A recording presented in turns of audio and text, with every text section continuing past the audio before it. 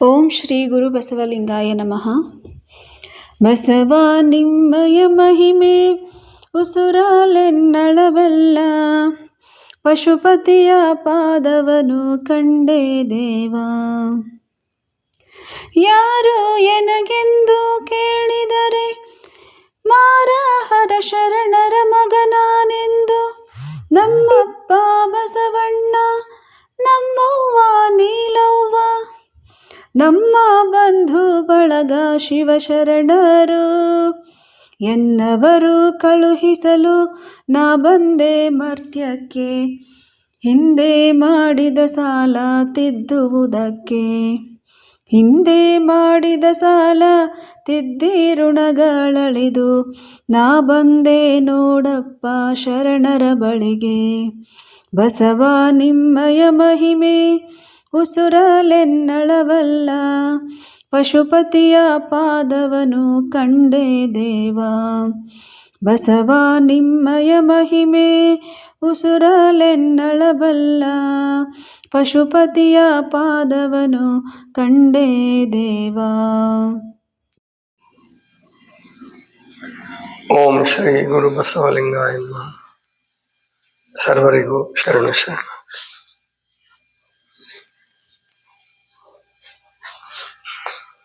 ಸರ್ವಜ್ಞ ತನ್ನ ಒಂದು ವಚನದಲ್ಲಿ ಹೇಳ್ತಾನೆ, ಸುಧಿಯನು ಸವಿದು ಮುದದಿ ಮಂತ್ರವ ನೆನೆದು,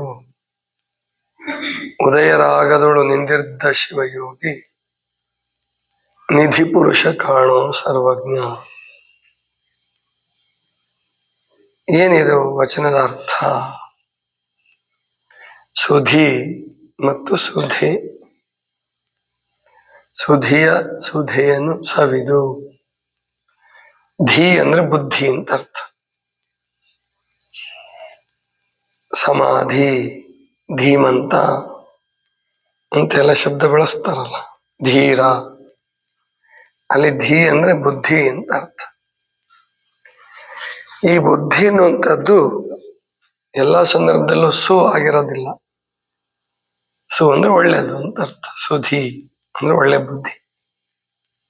ಬಹಳ ಜನರ ಬುದ್ಧಿ ಸಾಮಾನ್ಯವಾಗಿರುತ್ತೆ. ಅದು ಒಳ್ಳೇದು ಅಲ್ಲ, ಕೆಟ್ಟದ್ದು ಅಲ್ಲ. ಏನು ಕರ್ಮದ ಪ್ರಕಾರವಾಗಿ ಮನಸ್ಸೇನು ಹೇಳುತ್ತೋ ಆ ಪ್ರಕಾರವಾಗಿ ನಡೆಸ್ಕೊಂಡು ಹೋಗ್ತಿರ್ತಾನೆ. ಅದಕ್ಕೆ ಒಂದು ಮಾತಿದೆ, ಕರ್ಮಾನುಸಾರಿಣಿ ಬುದ್ಧಿ. ಬುದ್ಧಿ ಎನ್ನುವಂಥದ್ದು ಕರ್ಮಾನುಸಾರಿಣಿ.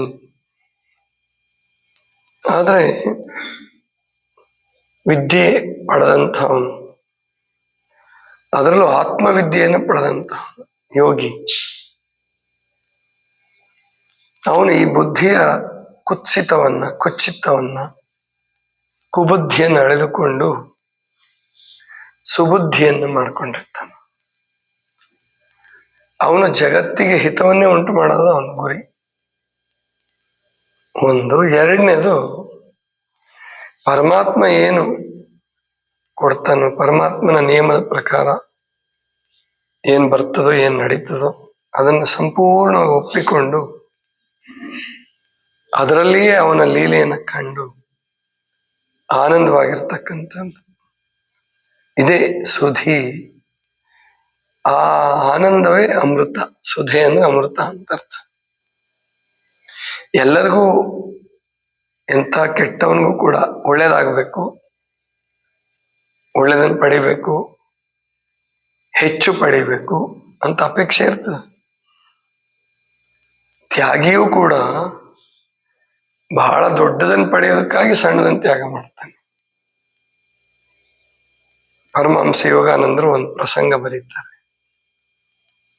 ಒಬ್ಬರು ಯೋಗಿಗಳು ಹೀಗೆ ಬಹಳ ಒಳ್ಳೆ ಸಾಧಕರು, ಬಹಳ ದೊಡ್ಡ ಸಾಧಕರು. ಅವರು ಪೂರ್ವಾಶ್ರಮದಲ್ಲಿ ಸಾಹುಕಾರರು, ಶ್ರೀಮಂತರು. ಅಂದ್ರೆ ಯೋಗ ಮಾರ್ಗ ಬರಕ್ ಮುಂಚೆನೂ ಕೂಡ ಶ್ರೀಮಂತರಿದ್ರು. ಅವರಿಗೆ ವೈರಾಗ್ಯ ಬಂದಾಗ ಎಲ್ಲವನ್ನು ತ್ಯಾಗ ಮಾಡಿದ್ರು. ತ್ಯಾಗ ಮಾಡಿ ಅಲ್ಲೇ ಕಲ್ಕತ್ತಾದಲ್ಲೇ ಎಲ್ಲಿ ಅನುಕೂಲ ಮಾಡಿಕೊಡ್ತಾರೆ ಭಕ್ತರು ಅಲ್ಲಿ ಸಾಧನೆ ಮಾಡ್ತಾ ಇದ್ರು. ನಾವು ತ್ಯಾಗ ಮಾಡಿದ್ರೆ ಪರಮಾತ್ಮ ನಮ್ಮನ್ನು ಬಿಡಲ್ಲ. ನಮ್ದೇನ್ ನಿಯಮ ಇರ್ತದೋ, ಶ್ರೀಮಂತಿಕೆಗೆ ಮತ್ತೆ ಶ್ರೀಮಂತಿಕೆ ಒಂದು ರೂಪದಲ್ಲ ಒಂದು ರೂಪದಲ್ಲಿ ಬರುತ್ತೆ. ಇವರು ಬಹಳ ದೊಡ್ಡ ತಪಸ್ವಿಗಳಾದ್ರು, ಜ್ಞಾನಿಗಳು ಆಗಿದ್ರು, ಯೋಗ ಮಾರ್ಗದಲ್ಲಿ ಬಹಳ ಜನರಿಗೆ ಮಾರ್ಗದರ್ಶನ ಮಾಡ್ತಾ ಇದ್ರು. ಅದಕ್ಕೆ ಜನ ಏನ್ ಮಾಡ್ತಿದ್ರು, ಸಂಪತ್ತನ್ನು ಅರ್ಪಿಸ್ತಾ ಇದ್ರು. ಅಂದ್ರೆ ಚಿನ್ನದ ನಾಣ್ಯಗಳು, ಆಗಿನ ಕಾಲದಲ್ಲಿ ಚಿನ್ನದ ನಾಣ್ಯಗಳು, ಬೆಳ್ಳಿ ನಾಣ್ಯಗಳು ಇರ್ತಿದ್ವು. ಬಹಳ ವರ್ಷದಿಂದ ಅಲ್ಲ, ಒಂದು 100-125 ವರ್ಷದ ಹಿಂದಿನ ಮಾತಷ್ಟೇ. 125-130 ವರ್ಷದ ಹಿಂದೆ. ಸರಿ, ಒಂದ್ಸಾರಿ ಹೀಗೆ ಆಮೇಲೆ ಸಂಜೆ ಮುಂದೆ ಎಲ್ಲ ಭಕ್ತರು ಬರ್ತಿದ್ರು, ಅವರ ಮಾತುಗಳನ್ನು ಕೇಳ್ತಿದ್ರು, ಅವ್ರ ದರ್ಶನ ಮಾಡ್ತಿದ್ರು, ಸಂತೋಷ ಪಡ್ತಾ ಇದ್ರು. ಹೋಗುವಾಗ ತಮ್ಮ ಕೈಲಿ ಸಾಧ್ಯವಾದಷ್ಟು ಕಾಣಿಕೆ ಅರ್ಪಿಸಿ ಹೋಗ್ತಿದ್ರು. ಅವ್ರು ಅದನ್ನೇನು ಇಟ್ಕೊಂತಿರ್ಲಿಲ್ಲ, ದಾನ ಮಾಡ್ತಾ ಇದ್ರು. ಬಡವರಿಗೆ, ಭಿಕ್ಷುಕರಿಗೆ, ಯಾರಿಗ ಅಗತ್ಯ ಇದೆಯೋ ಅವ್ರಿಗೆ ಕೊಟ್ಟು ಬಿಡ್ತಿದ್ರು. ಒಂದ್ಸಾರಿ ಹೀಗೆ ಒಬ್ಬ ಭಕ್ತ ಹೊರಡುವಾಗ, ದರ್ಶನ ಮಾಡ್ಕೊಂಡು ಹೊರಡುವಾಗ ತನ್ನ ಕೈಯಲ್ಲಿ ಇದ್ದಿದ್ದು ಅರ್ಪಿಸ್ತಾ ಗುರುಗಳನ್ನ ಪ್ಲೀಸ್ ಮಾಡ್ಬೇಕು ಅನ್ನಿಸ್ತು ಅವನಿಗೆ, ಖುಷಿ ಪಡಿಸ್ಬೇಕು. ಸಾಮಾನ್ಯವಾಗಿ ಗುರುಗಳಿರ್ಲಿ, ಭಕ್ತರಿರ್ಲಿ, ಶಿಷ್ಯರಿರ್ಲಿ, ಯಾರೇ ಇರ್ಲಿ, ಹೊಗಳಿದ್ರೆ ಸಂತೋಷ ಆಗುತ್ತಲ್ಲ. ಇವನು ಗುರುಗಳನ್ನ ಹೊಗಳದು, ನೀವು ಬಹಳ ದೊಡ್ಡ ತ್ಯಾಗಿಗಳು, ಎಷ್ಟೊಂದು ಶ್ರೀಮಂತಿಕೆಯನ್ನೆಲ್ಲ ಬಿಟ್ಟು ಈ ಸನ್ಯಾಸ ಮಾರ್ಗವನ್ನು ಅನುಸರಿಸ್ಬಿಟ್ರಲ್ಲ, ನಿಮ್ಮದು ಅಂತಕ್ಕಂಥದ್ದು ಏನೂ ಇಲ್ಲ, ಎಲ್ಲವನ್ನೂ ತ್ಯಾಗ ಮಾಡಿಬಿಟ್ರಿ. ಸಮಾಜಕ್ಕೆ ಅಂದ್ರೆ ದೊಡ್ಡ ಮನೆ ಬಿಟ್ಟಿದ್ರು, ಸಂಬಂಧ ಸೂತ್ರ ಎಲ್ಲ ಬಿಟ್ಟಿದ್ರು, ಸಂಪತ್ತು ಬಿಟ್ಟಿದ್ರು. ಆವಾಗ ಗುರುಗಳು ಹೇಳ್ತಾರೆ, ತಪ್ಪು ಹೇಳ್ತಿದೀಯ ನೀನು, ನಾನೇನೂ ತ್ಯಾಗ ಮಾಡಿಲ್ಲ, ನೀನೇ ನಿಜವಾದ ತ್ಯಾಗಿ ಅಂದ್ರು. ಭಕ್ತನಿಗೆ ಆಶ್ಚರ್ಯ.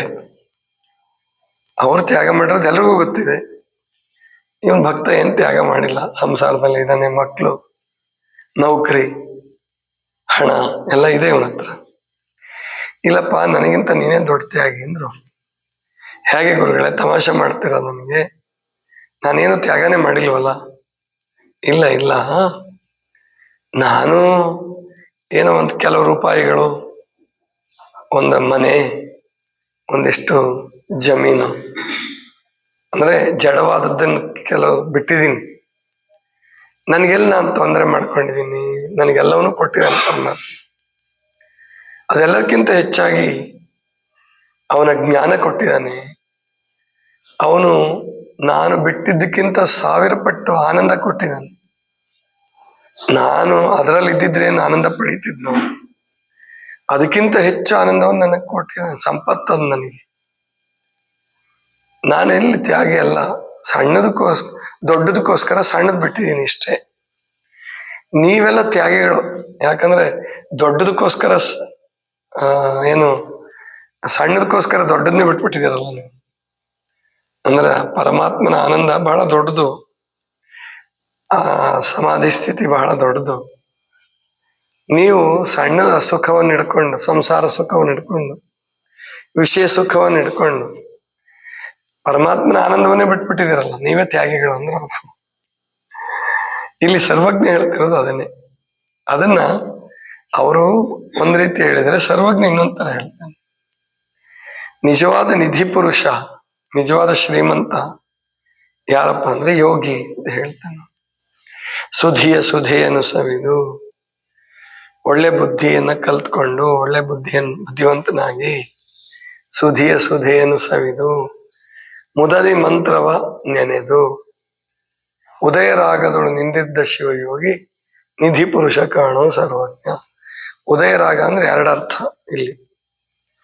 ಒಂದು ಉದಯರಾಗ ಅಂದ್ರೆ ಬೆಳಗ್ಗೆ ಹೊತ್ತು, ಅಂದ್ರೆ ಬೆಳಗ್ಗೆ ಎದ್ದು ಕೂಡಲೇ ಹಕ್ಕಿಗಳ ಹಾಡ್ತಿರ್ತವೆ, ಪ್ರಾಣಿಗಳ ಕೂಗ್ತಿರ್ತವೆ, ಎಲ್ಲವೂ ಸಂತೋಷ ಪಡ್ತಿರ್ತವೆ, ಮನುಷ್ಯರೆಲ್ಲ ಎದ್ದು ಚಟುವಟಿಕೆಗಳನ್ನು ಶುರು ಮಾಡ್ತಾರೆ.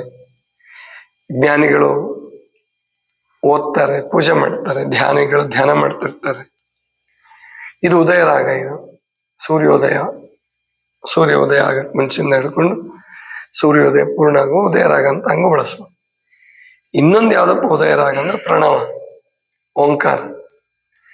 ಸಕಲ ಸೃಷ್ಟಿಗೆ ಮೂಲ ಓಂಕಾರ, ಸಕಲ ಶಬ್ದಕ್ಕೆ ಮೂಲ ಓಂಕಾರ, ಸಕಲ ಜ್ಞಾನಕ್ಕೆ ಮೂಲ ಓಂಕಾರ. ಎಲ್ಲವೂ ಓಂಕಾರಮಯ ಈ ಜಗತ್ತು. ಅದು ಉದಯ ರಾಗ. ಯೋಗಿ ತನ್ನ ಹೃದಯದಲ್ಲಿಯೇ ಓಂಕಾರವನ್ನು ಕಾಣ್ತಾನೆ, ಅನಾಹತ ನಾದವನ್ನು ಕೇಳ್ತಾನೆ. ತನ್ನ ಕಣ್ಣನ್ನ ಮುಚ್ಚಿಯೂ ಕೂಡ ಆ ದಿವ್ಯದ ಬೆಳಕನ್ನ ಕಾಣ್ತಾನೆ. ಪುಸ್ತಕವನ್ನು ಓದ್ದೇನೂ ಸಹ ದಿವ್ಯ ಜ್ಞಾನದ ಅನುಭವವನ್ನ ಒಳಗಡೆಯಿಂದ ಪಡಿತಾನೆ. ಅದು ನಿಧಿ.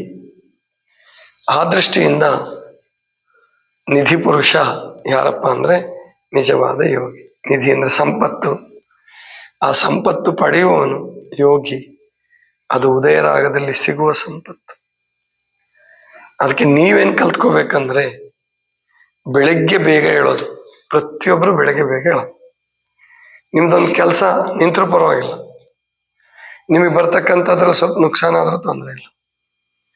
ರಾತ್ರಿ ಬೇಗ ಮಲ್ಕೊಳ್ಳಿ, ಬೆಳಿಗ್ಗೆ ಬೇಗ ಎದ್ದೇಳಿ. ಯಾಕಂದ್ರೆ ನೀವು ಬೆಳಗ್ಗೆ ಬೇಗ ಎದ್ದೇಳಲಿಲ್ಲ ಅಂತ ಇಟ್ಕೊಳ್ಳಿ, ಬಹಳ ಗಳಿಸಿದ್ರಿ, ಬಹಳ ಹೆಸರು ಬಂತು, ಅಧಿಕಾರನು, ಕಡೆಗೆ ಏನೋ ಮಂತ್ರಿನೇ ಆದ್ರಿ, ಶಾಸಕರಾದ್ರಿ, ಮಂತ್ರಿ ಆದ್ರಿ, ಮುಖ್ಯಮಂತ್ರಿ, ಏನ್ ಪ್ರಯೋಜನ? ಕೊನೆಗೆ ರೋಗಗಳು ಬಂದಾಗ, ಮುಪ್ಪಾದಾಗ, ಸಾವು ಬಂದಾಗ ಆವಾಗ ಪಶ್ಚಾತ್ತಾಪ ಪಡ್ತೀವಿ. ಅದು ಸಂಪತ್ತಲ್ಲ. ಯಾವುದು ನಮಗೆ ಪಶ್ಚಾತ್ತಾಪ ಉಂಟಾಗುತ್ತೋ, ಯಾವ್ದು ನಮಗೆ ತಾಪವನ್ನು ಉಂಟು ಮಾಡುತ್ತೋ ಅದು ಹೇಗೆ ಸಂಪತ್ತಾಗುತ್ತೆ? ನಿಜವಾದ ಸಂಪತ್ತು ಯಾವುದಪ್ಪ ಅಂದ್ರೆ ನನ್ನೊಳಗೆ ಆನಂದವನ್ನು ಪಡೆದು ಆ ಆನಂದದ ಪ್ರತೀಕವಾಗಿ ಬರಲಿ ಹಣ. ಆನಂದವನ್ನು ಪಡ್ಕೊಂಡು, ಆರೋಗ್ಯ ಪಡ್ಕೊಂಡು, ಅವಾಗ ಮೊದಲಿಗಿಂತ ಇನ್ನೂ ಜಾಸ್ತಿನೇ ಬರ್ಬೋದು. ಬರದೇ ಇದ್ರೂ ನುಕ್ಸಾನ ಏನಿಲ್ಲ. ಇದು ನಿಜವಾದ ನಿಧಿ. ಅದು ಯೋಗಿಗೆ ಮಾತ್ರ ಸಿಕ್ಕುತ್ತೆ. ಯೋಗಿ ಅಂದ್ರೆ ಕಾವ್ಯ ಹಾಕೊಂಡೇ ಯೋಗಿ ಆಗ್ಬೇಕು ಅಂತ ಏನಿಲ್ಲ. ಸಂಸಾರದಲ್ಲಿದ್ದು ಎಲ್ಲದರ ನಡುವೆ ಇದ್ದು ಯೋಗಿಗಳಾಗಿದ್ದಾರೆ, ತುಂಬಾ ಕಡಿಮೆ. ಆದ್ರೆ ಯೋಗ ಮಾರ್ಗ ಅಂಥವ್ರಿಗೂ ಕೂಡ ಸಿದ್ಧಿಸಬಾರದು ಅಂತ ಏನಿಲ್ಲ. ಅದನ್ನ ನಾವೆಲ್ಲರೂ ಅರ್ಥ ಮಾಡ್ಕೋಬೇಕು. ಅದೇ ನಿಜವಾದ ಸಂಪತ್ತು ಅಂತ ಹೇಳ್ತಾನೆ. ಇದಿಷ್ಟು ಇವತ್ತಿನ ಚಿಂತನ. ಸರ್ವರಿಗೂ ಶರಣ ಶರಣ.